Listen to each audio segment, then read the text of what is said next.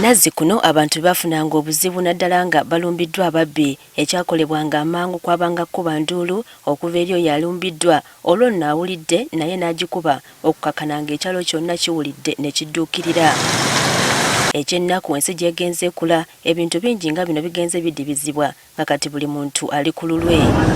Ekyokulabirako ekyamangu bwe bulumbaganyo obuzze bukolebwa ku nguudo z'omu Kampala ng'abantu batuusibwako obulabe emisana ttuku ate nga waliwo abantu naye ne watabaawo yadde omu ayamba.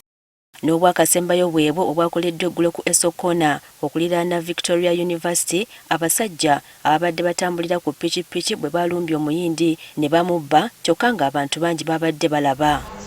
Wano we twagalidde okwebuuza lwaki abantu eby'okutaasa omuntu abeera mu buzibu babivaako. Wano Kampala buli omu yajja kukola kati ekitegeeza Kampala buli omu alina kwebeerawo buli mbeera yonna yemutuukako. Mpeza okugendawo nange neŋŋenderamu baŋŋamba abamu ku abo. Abalala bagamba nti nabo batya olw'ensonga nti ababbi abamu batambulira mu bibinja nga ssaawa yonna ajjayo obwenyi naye ayinza okukafiiramu. Mulimu abamu nga bagira mu guruupu nga temulina bwe mutandikira bayamba. Nze ndowooza kutya kungi mu bantu wakati gwe oyinza obeerawo nti otaasa munno kumbe nga yalina ekibinja kye eky'amaanyi ekimugoberedde.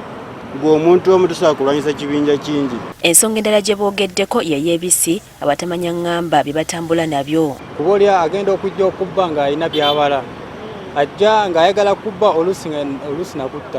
Twogeddeko n'omwogezi wa poliisi mu Kampala n'emiriraano Patrick Onyango n'ategeeza nti si kya buvunaanyizibwa abantu okutunula obutunuzi nga waliwo ali mu buzibu waakiri bakubenga ku nduulu okutegeeza ku balala oba olyawo kino kiyinza okuvaamu obuyambi. Abantu abamu tebamanyi ekikola ki batambula butambuzi ku bwabwe nga tebamanyi ekigenda mu maaso kati gezako okukuba enduulu okuwoogana oba olina firimbi. Ayongerako nti n'okubira poliisi mu bwangu kintu bannayuganda kye bagayaalirira so nga bwe kiba kikoleddwa obuyambi obw'amangu buyinza okufunika. 99 bajja kukola mangu nnyo kubanga bakwatagana n'aba CCTV cameras batandika okulaga oba okutunula ekifo ekyo ky'okubidde essimu anti tuli mu kifo bweti ne bweti obuzibu buli bweti.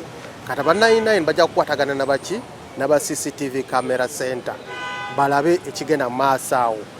Amanga ago bajja kuweereza poliisi eri awo kumpi. N'okwetegereza ekidduka kyonna abatamanya ŋŋamba kye baba bajjiddemu nsonga nkulu nnyo kubanga kiyambako okunoonyereza mu bwangu. Wabula poliisi erabula nti newankubadde obuyambi bwetaagisa abantu tebalina kwetantala bazigu bano olw'okuba nti babeera n'ebissi. Togezangako okubalumba nga tolina ebyokulwanyisa by'amaanyi.